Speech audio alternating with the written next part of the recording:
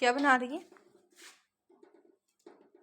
हाँ जी, मैंने लगा कख वे नहीं ना, नहीं क्या हो गया? नहीं बना रही हूँ पुलाव। ठीक है, बाजार फिर के थक हो गया, थक टुट के आ गया घर ते सब नु कहने इतवार वाले दिन कभी भी ना जाना शॉपिंग करने, क्यों आप ही हाँ जी, कहना चाहिए नहीं संडे को नहीं जाए, इतवार को ना जाए। संडे और फ्राइडे दोनों। फ्राइडे तो नहीं हले पता, लेकिन संडे वाले दिन इन्ना रश है कि बंदियां ने की बुढ़िया नु वजना है, बुढ़िया ने भी बजदियाँ ने।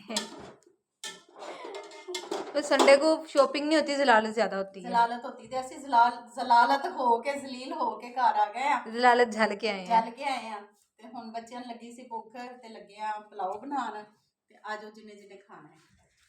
माशाल्लाह कितना प्यारा लग रहा है, इसे देख के भूख लग रही है। कितना इतना